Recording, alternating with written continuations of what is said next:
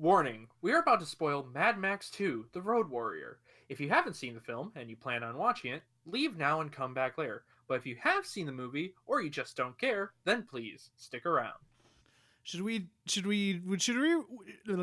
on. Should we resort to our usual pun making? What pun?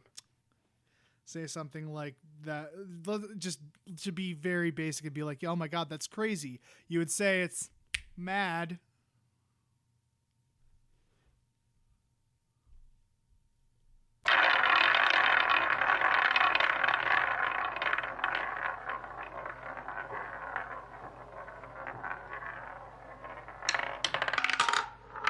Hello, everybody, and welcome to Cinema Roulette. I am ridiculously happy right now because a little behind-the-scenes info. I had the settings on my board wrong for I don't even know how long, and now they're right, and I'm just in my headphones. I'm like, damn, I sound sexy. I was trying to think of a joke to insult you, but I got nothing at the moment. Well, it's okay. It's okay. You can't deny it, so... All right. I can deny it. I can fucking garble up your audio if I wanted to. You absolutely could. Yeah, I shouldn't piss him off. This episode, he's going to be the editor, ladies and gentlemen. So... so today is... Because how many different series have we done so far? We did Lone Wolf and Cub, Lupin, and what... Was there one other one? We did Nightmare on Elm Street. We did Mission Impossible. Yes. We did Evil Dead. So we've done a total of 5 so far, right? And El Mariachi. That's it. So 5 or 6. Okay, so that's good. But yes, the one that we haven't done that we are getting again, if you could tell by which one was not there, if my brain could also form sentences properly, that would be great. Today's episode is Mad Max 2, The Road Warrior. 2. The Road Warrior 2. So it's Mad Max 2, The Road Warrior 2, Electric Boogaloo. 2.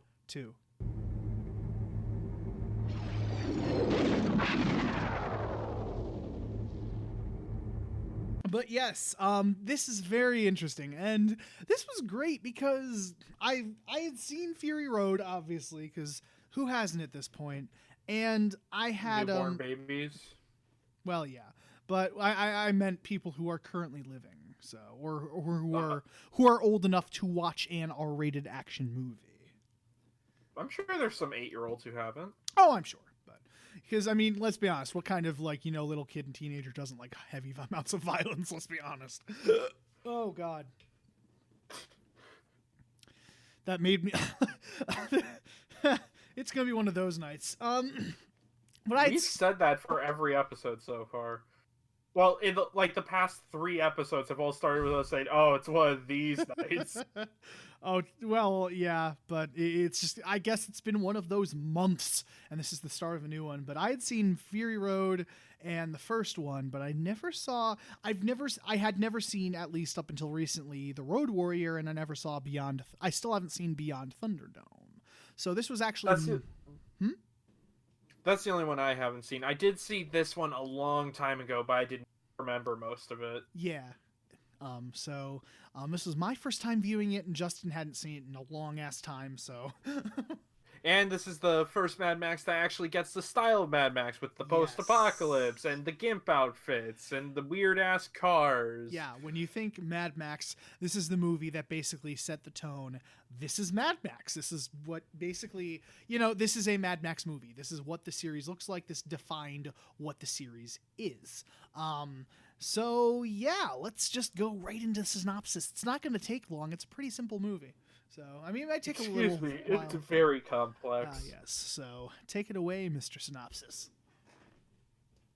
Why am I Mr. Synopsis? Oh, because you ramble. Because I tended to ramble. I could do better now, but I realized in past episodes I tended to ramble, so I just let you take it away, and that's kind of been a thing for a while now. I don't even know when the fucking last synopsis I did was. I think I almost let you do one a few months ago, but then I just cut in and I was like, okay. That was just because I couldn't words that night. I remember that. I was having trouble saying stuff, so you're like, okay, here, let me do it. If anything, the last time you did was when we did the Ian of the East movies. It can't have been that long. Because I couldn't remember the first one. It can't have been that long. I've done something more recent than that. It's not been that long.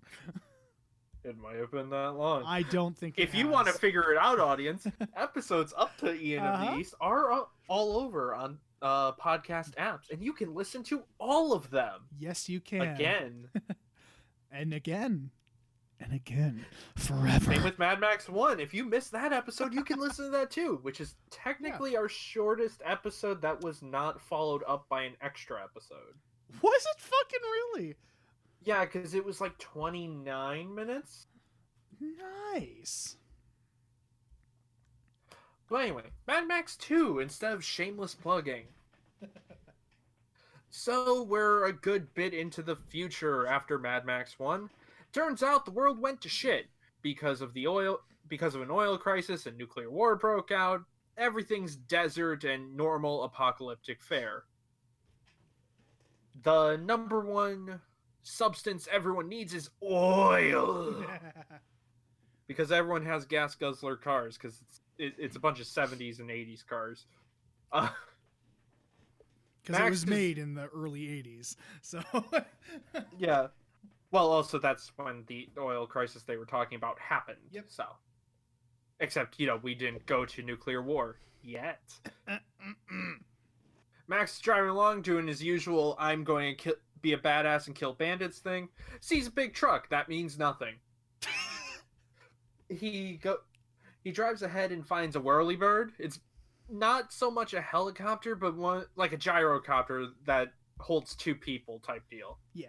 If you played the Far Cry games, you've probably flown one at some point. Mm-hmm. I think it was the fourth game they introduced them. Tangent. He tries to siphon gas from it, but there's a snake on there because a man was hiding out trying to steal oil from other people. He tries to get the best of Max. Max beats him because he is Max. And, And dude's like, hey, don't kill me. I know where you can get oil. And Max is like, okay, show me. Also, Max has a dog. The dog is great. Yay. And he does just call him Dog, so I guess that's his name. Yeah, it's not that we can't remember it. He literally does say dog at one point. I did lose my notes as well, though. He did, which is unfortunate. So It's sad. Max sees this area where a bunch of people are basically running oil pumps and have a shit ton of oil. But there's also bandits outside of that trying to scare them away so they can have all the oil. Max sees the bandits attack a few of the settlers who go out to try and find a big truck. Where did we see one of those before? Max tries to save one, but he dies before a deal can really be made. And the bandits come back and attack, keeping Max inside the base. Bandits are like, hey, if you leave in like 24 hours, we won't kill you. Isn't that cool? Apparently, we find out the settlers have been trying to fight these people up, are running low on supply, and really want to move elsewhere. Apparently to some beach that has water and plants that don't look like they're all dead, and it's not all desert. It's nice. But again, they don't have a truck. If only there was some man who knew where to get said truck. Oh, would you look at that? Max makes a deal. Max is like, hey, if you help fix up my car and give me enough gas to fill the entire tank, I will go and get you a truck you need. Single-handedly, you don't need anyone to come with me. They say sure. He goes, gets the truck, picks up Helicopter Man, and goes and gets the truck. They drive back but are attacked because, the bandits are waiting right outside the base. The truck is pretty fucked, but they'll at least be able to fix it up in time to leave. They're like, Max, we want you to drive. And Max is like, no, I did my part because I don't want to be here any longer. And he tries to leave. The bandits catch up and kick the shit out of him. They kill his dog. The movie ends. Okay, it doesn't end, but, they kill the dog, and that fucking sucks. I was going to say that yeah. I like that dog. No, Whirlybird Man comes and saves Max because they thought he was dead, but he wasn't dead. He did lose his car, though, and after a few well, I would assume a few days of healing, but I think the movie's going to imply it was just a couple of hours. He was just in a car crash down a hill and in an explosion. It takes a just get a bit of sleep. You're good. It's video game logic. Just go to bed for a little bit and you'll be fine. Either way, Max says, I want to drive the tanker now because I got nothing better to do. Eventually, through some convincing, Max is allowed to drive the tanker. They go along. They try to escape with the big old thing that you assume is gas. Massive fight happens. Most of the people we know die. Like, most of the colonists die in the pursuit. In the big chase. Max does take out most of them, crashes the truck, but it turns out the truck was full of sand and just general rocks because the bus with all the civilians actually had all the gas. And then the movie ends with Whirlybird Man becoming the new leader, spraying the word of Max, and Max I just goes and he goes to be a loner. Yeah, he's still the same old loner Max who you saw at the beginning of the movie. So, and most of their leaders are dead. Yeah, just got a bit of a downer.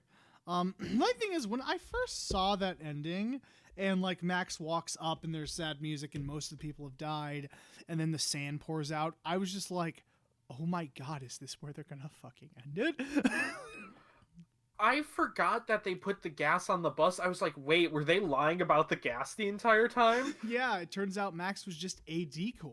So where to start? Well, let's just get this out of the way first. Let's just get this little tidbit out of the way, say it, and then go into more detail about the movie. You can completely skip the first movie and just start with this one. Oh, I thought we were going to say that this is basically Fury Road. We'll say that, go in a little more depth afterwards. But yeah, just in a nutshell, you can just completely skip over the first film. Maybe watch like the opening action scene in the last 10 minutes whenever he actually goes mad.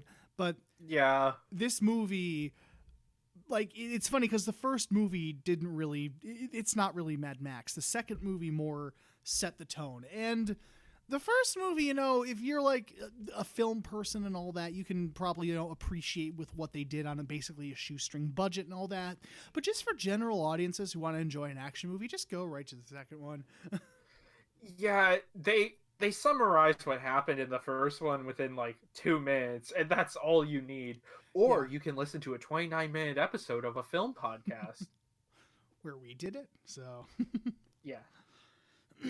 And then, he is right. This film is basically Fury Road. And I wouldn't say lesser Fury Road, because the action scenes are still really fucking good and really impressive in their own right. So... It's Fury Road, but made with a lower budget and in the 80s. Yeah, but it's still super high quality. Like, I was worried that the action scenes wouldn't hold up compared to Fury Road, but no, they did. They still hold up really fucking well. I was impressed with how well they hold up.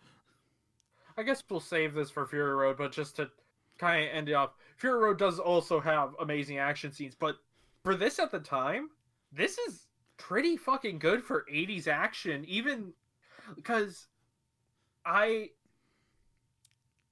believe that if you want to get into action movies and you're starting now, work backwards because things get slower and slower as you go back. That's just how editing has been. Sometimes, yeah. It entirely depends on the movie. That's just generally how editing has been. Yeah. Yeah. In the 80s can get pretty slow at times. Like Rambo 2 has surprisingly slow editing. Like this has a really good pace to it. It really does. And like I think like the 70s and 80s were when we actually like figured out how to really, really cut action scenes. So yeah, where to keep it fast but also allow it to hold long enough to see the action happen. Because if you look at stuff, like the original Bullet, for the example, the action scenes in that, they're still good, but they're very much edited like a 60s thing. Like, it still plays out surprisingly modern in a lot of places, but it still slows way the fuck down for a lot of times. So I'm going to say something that will piss people off, just to go on the Bullet tangent a bit. I do not get people who say the chase scene in that is like the best chase scene of all time. It's still really good and really impressive for the time, but yeah. Yeah, but like, what a. But the best? Really? Because the fun, and I know this is a little tangent, but I will go into this just a little bit, and if we do any of these three movies, we'll probably get into it. But the only thing is, Bullet, there are three early car chases at that time around Bullet that, like, people say formed the modern car chase. There's Bullet, there's The French Connection, and there's The Seven Ups. Those three movies, like, started the modern car chase, basically, is what people say. And Bullet was the first to do it, but it wasn't the best. Because in French Connection, you know, they did a really impressive chase, but let's just go in heavy traffic and do it. And it turned out thrilling. They did have any stunt coordinators. They were just actually driving through the fucking city. Literally. Hitting people. Literally. They just drove through it and fucking filmed what happened. It was, and that's why it felt so fucking raw. But yeah, Bullet started the modern car chase, but it wasn't the best. And by the time the 80s rolled around, we had figured out how to actually, you know, cut them really fucking well. Brings us back around to Mad Max. And yeah. I know you said before we watched the movie, like, you were worried that it would be, just 80s action, but no, I was honestly, I thought it was really good for the time. Oh yeah, it was actually super impressive. Yeah. Because, just the editing and stuff, like, I can see that generating a bit of controversy in the 80s, because it was, for the time, even super violent. There's some really violent shit in that movie.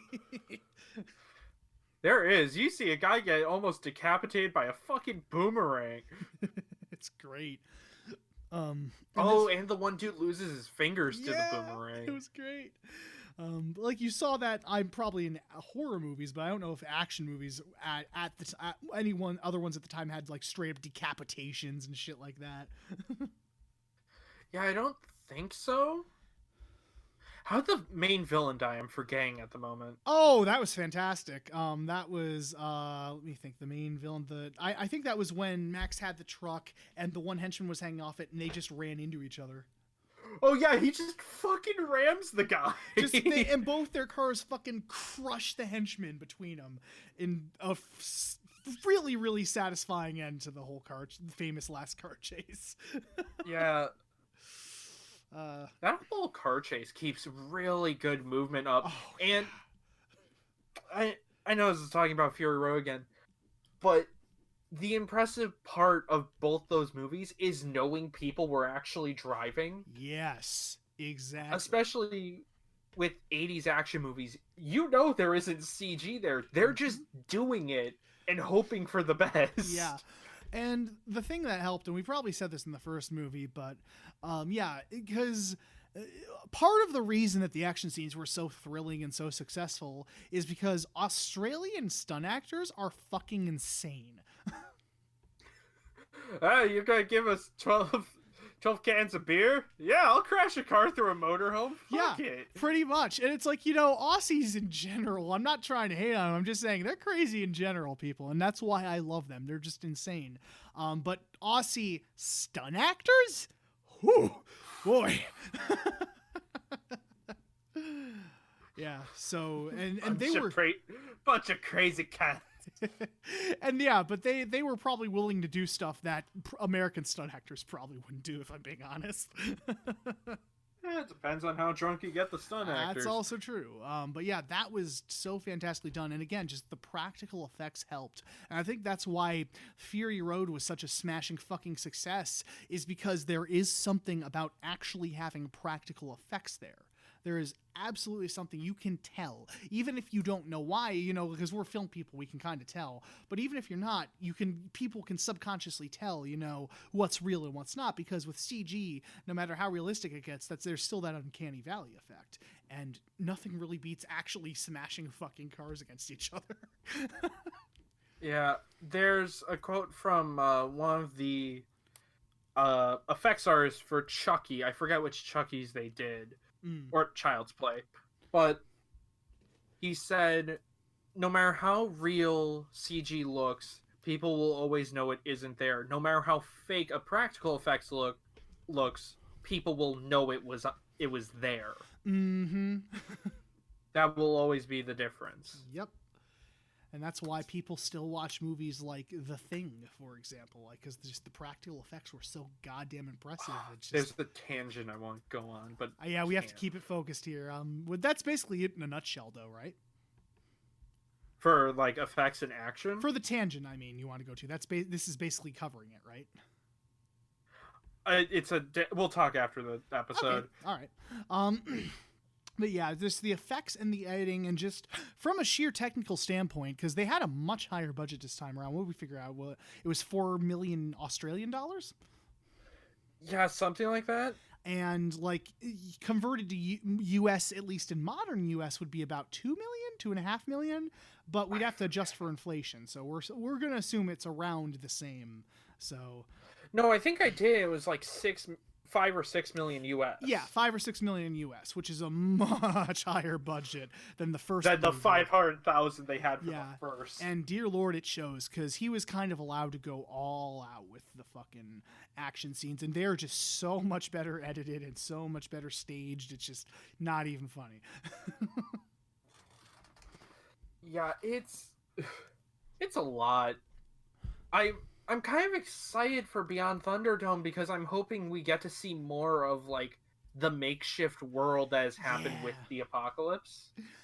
That one will be very interesting because a lot of diehard Mad Max fans didn't like it, but there are a lot of people who do say that movie is underrated. Like, people overlook it. So we will see. We'll see eventually. Yep. But yeah, needless to say, I was blown away with how well that held up, because like I said, I was still really worried that it, like, compared to Fury Road, I'm like, oh, it's not going to play out as modern. No, it's fantastic. And props to George Miller and the effects team and the stunt team. That was so well done. Also, you may be wondering, why do you guys keep bringing up Fury Road? We watched it back in July just as a fun movie to sit through while fireworks went off. Well, that too, and it's kind of hard not to draw comparisons because this is basically what Fury Road was. It's a very similar plot. So drawing comparisons are kind of inevitable, I think. Fair.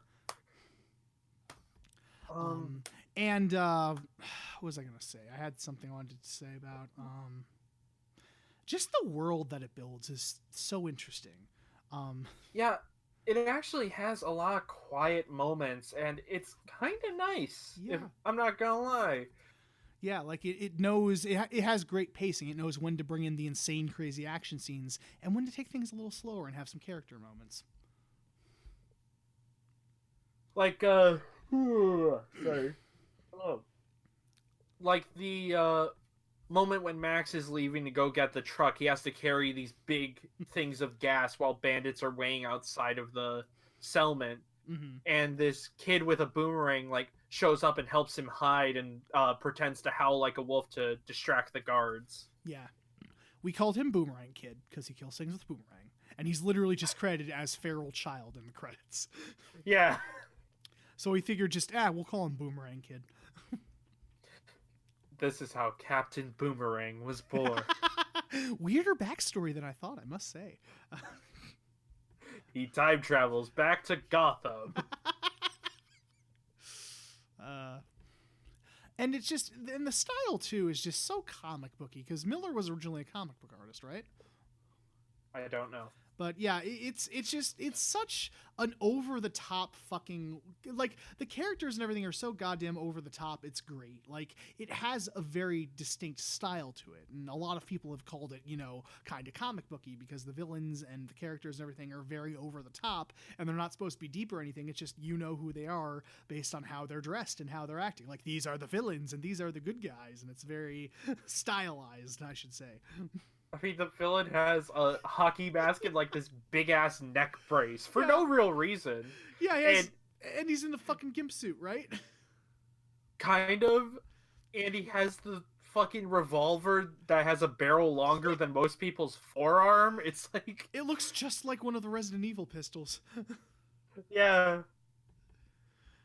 But yeah, just everything about it is just so goddamn over the top, and that's kind of what defined the style.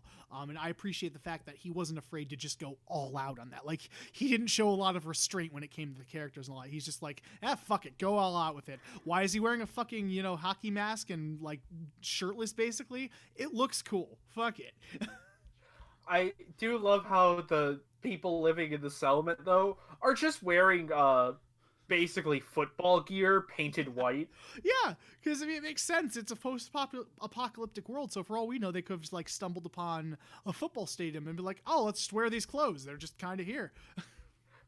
Realistic costume design or budget. Yeah, You be the judge. exactly. But yeah, Or I love how the mechanic is just up on a crane all the time. Never explained, and I'm No. pretty sure we see him walk at the end. So it's like, why was he hanging around? Like, that's the only time you ever see him off the crane. There's the time he's literally in this crane going like up and down and up and down. It's like, why? There's a lot of little things like that in this movie, and it kind of adds to that world. And just like, again, it's mad. There are a lot of things that don't make sense, and that's why, this post-apocalyptic world is so interesting. It's gone crazy for no real reason.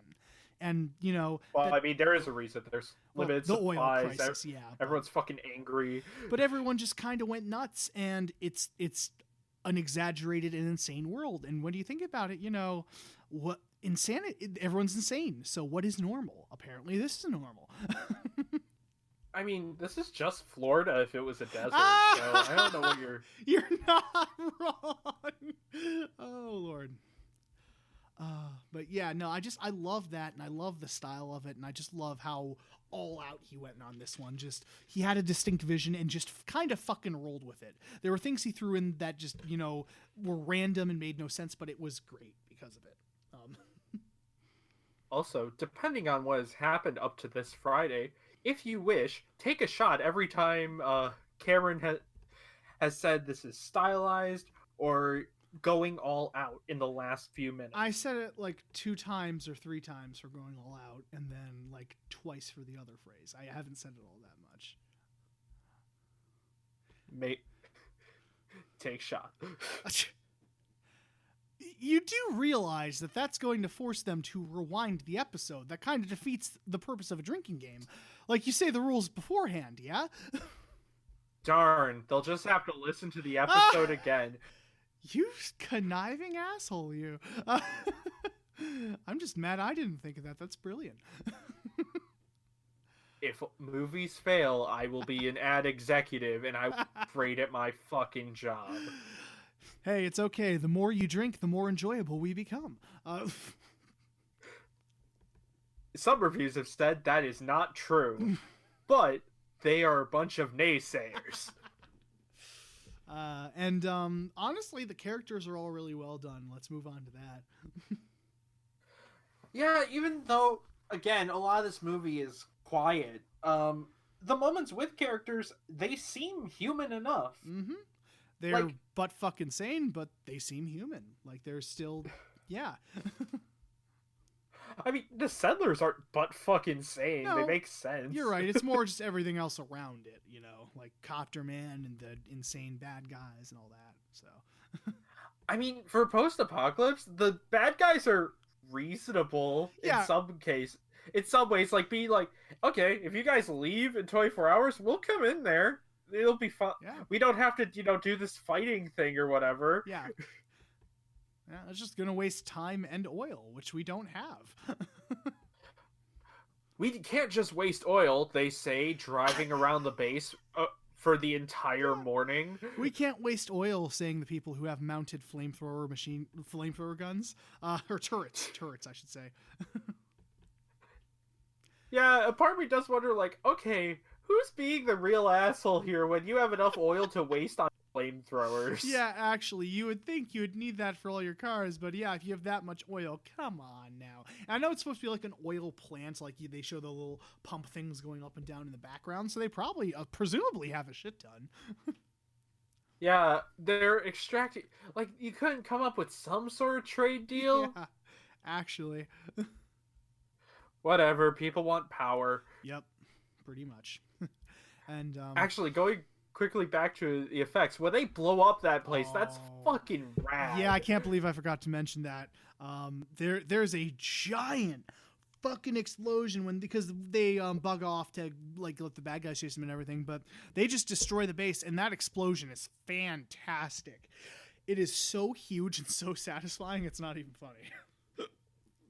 Yeah, part of me wonders if it was real or if they did as like a matte painting type deal. Oh no, I can tell you right now that looked really real to me.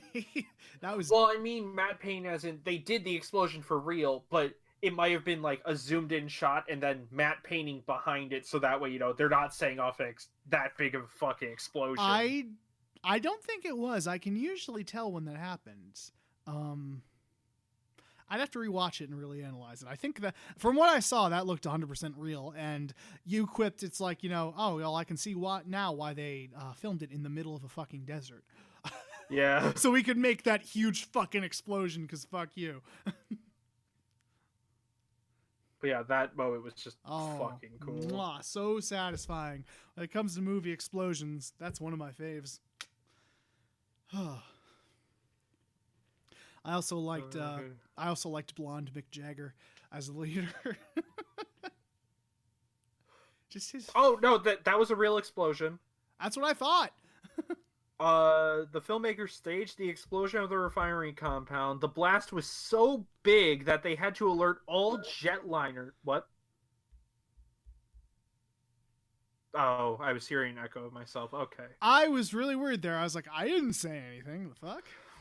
The blast was so big they had to alert all jetliners flying over the area and make sure all the mines were closed. Oh, yeah, because that would have collapsed the mines, wouldn't it?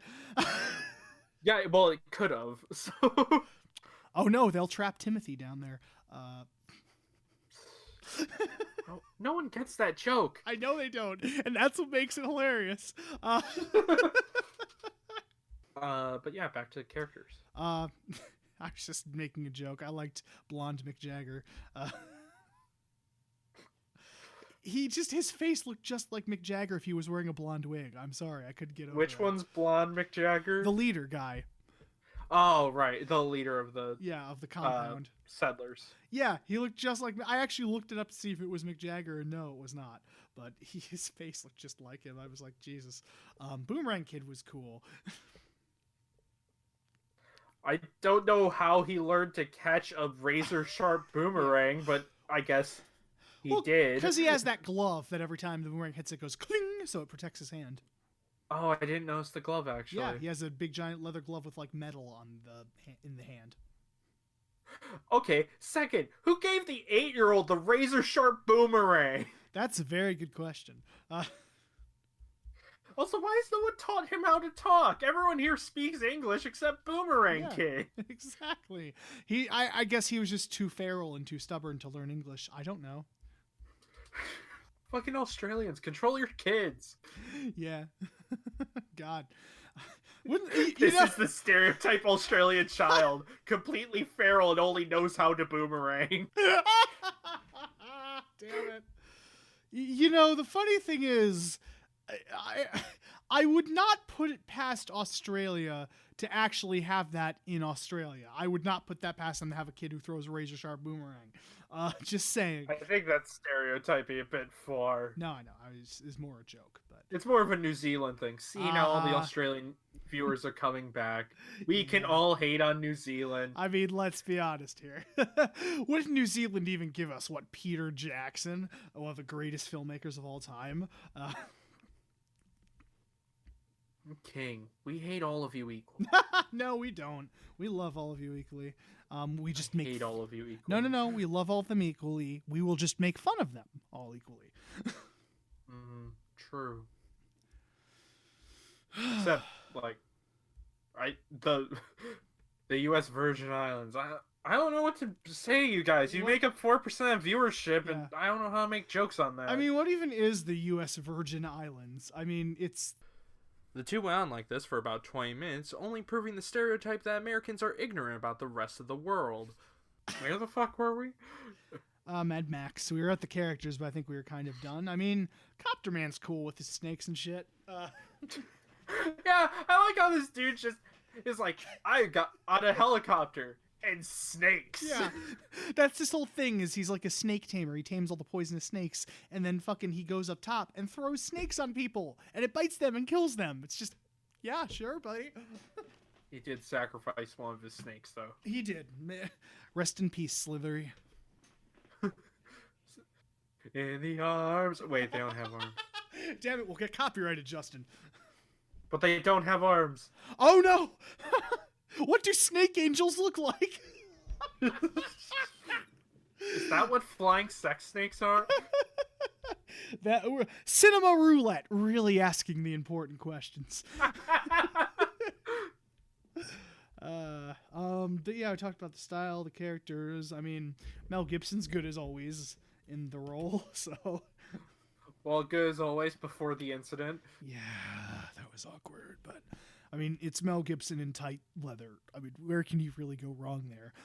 Yeah, young Mel Gibson looks good. Oh, hell Not yeah. gonna lie. He was sexy. I can see why your mom had a thing for him. He was hot. So happy we got to bring that up on the podcast. What the fuck? And okay, I do have to talk about this too. The one really random ass montage of the bad guys just doing random shit. What happened? It was the really random ass montage where, like, after they say, okay, we're gonna camp out here, and then, like, it's the guy, like, superimposed, like, going, and pointing to people, and the guy spinning the flames and going, at the camera. Oh yeah, like they're hyping themselves up, but nothing happens. And he's just like going, he's just like, and just the more I think about that, the more hilarious it becomes to me. I was just like thinking about, like, I was in the shower yesterday and I was just thinking of that sequence. I was like, the fuck even was that? It's character building. I know, but it was so fucking funny to me. Just the more I thought about just, what even, I don't know. It's just, it makes me smile. It makes me happy. It was just so goddamn random. I was like, the hell? That was a thing. That in fact happened. And again, it's one of those little touches of George Miller, of Miller just going all out and just being like, fuck it, this is great. Any other things you want to say about the movie? I don't honestly have much. Again, this is a very simple film. It is, and like the plot and characters and stuff. That's not the big selling point. The big selling point is like the technical stuff and the action scenes. Like that's what you watch Mad Max for, is the action scenes. And this film kind of set the tone more because the first one was very talky and had like a couple action scenes thrown in, but this one was where Miller really found the whole style, because there's way less dialogue in a lot of scenes, and a lot of times it just lets the images tell the story, like people's expressions and the action scenes. It just lets it tell the story instead of, trying to explain everything. Yeah. It's very spaghetti western of him, I should say.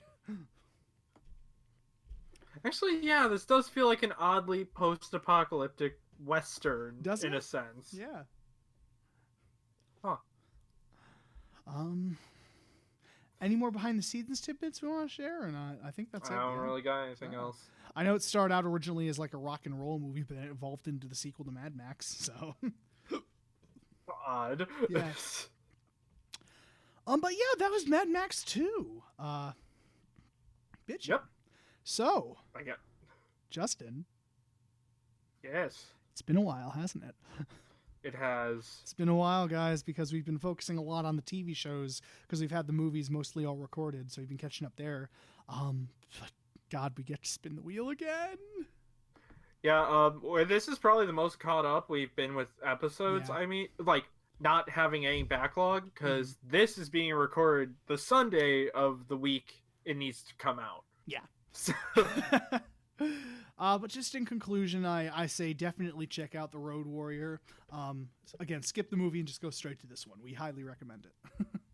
You said watch Road Warrior, skip the movie. The first one is what I said. There you go. I said that, though. I said skip the first one. All you said was skip the movie. Did I? Are you sure? Okay. I'll have a recording. All right. Well, yeah. In conclusion, skip the first one. Watch this. I recommend it. I'd probably give it an 8 out of 10 if I'm being honest. I really enjoyed it. Oh, I'd say 7 out of 10. But Alright. yeah, if you want to get an 80s action, this is a good place to start. Absolutely. Honestly. Yes. Now anyway, it's time for the sellout wheel. Woohoo! That's what we've dubbed this, baby.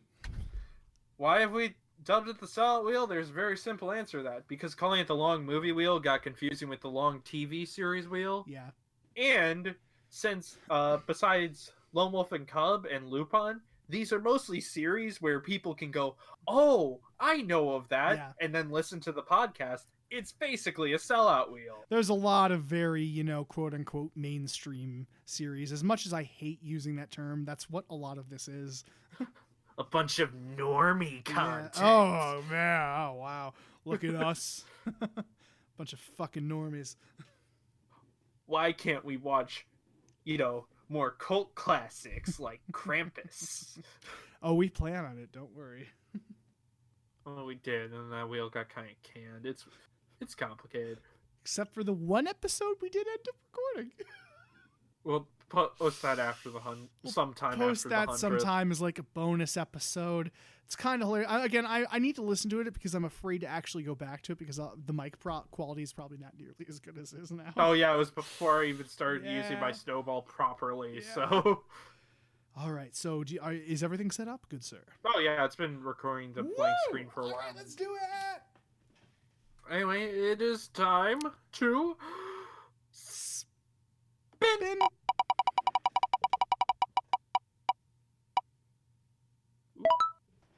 Okay. All right, that's a good reaction. That's not that's not dread that I hear, so I think that's good. Well, it's a series we haven't started yet on this wheel. All right. We were actually just a centimeter away from doing Desperado. So that's why I'm a bit conflicted. It's sad. Yeah, but what is... But we are going to do the first Oceans movie. Ooh, I'm excited to rewatch this. It's been years since I've seen any of those. All right. And we are starting with the original Oceans, not the remake yet. Yeah, we're starting because Ocean's 11, the one with George Clooney, is technically a remake because it was originally a Rat Pack movie. The Rat Pack being Frank Sinatra, Dean Martin, Sammy Davis Jr., and I always forget the fourth member. I'm so sorry. Who's the other one? I'm gonna look up the Rat Pack. I'm gonna know it once I hear it. That's gonna drive me nuts. Come on. As Cameron looks that up, I will say I have seen none of the Ocean movies. Joey I Bishop. actually haven't. Say again? Joey Bishop and Peter Lawford are the other two. Okay. I guess Joey Bishop had a falling out with Frank Sinatra in '63, and then Peter Lawford replaced him. They probably worked with conflicting mafias. Just saying. We're just fucking saying. But yeah, Ocean's 11 had how many members of the Rat Pack? It was Lawford in that one. So it's Frank Sinatra, Dean Martin, Sammy Davis Jr., and Peter Lawford. So oh no, Joey Bishop is in it. Sorry, my bad. Okay. But yeah, moving on. But yeah, well, I have seen none of the Ocean's movies. I hardly watch heist movies. I really should watch more. I do love me a good heist movie because I have seen the original Oceans and Oceans 11 and 12, I think. I don't think I ever saw 13, but I think I saw the first two of the newer ones. So, And we'll have to get to 8 at some point. Yeah, so we will see how those are next time on Cinema I Roulette. would like to say, though, Okay. I'm holding a bouncy ball, and it's one of those like really tough ones you can bounce off of concrete. Oh yeah, those are fun. I almost hit myself in the nuts with it as we were talking. That's why I quickly went, oh! Oh, okay. Jesus, man. Again, you just gotta be more careful with your fidget spinners, my dude. No.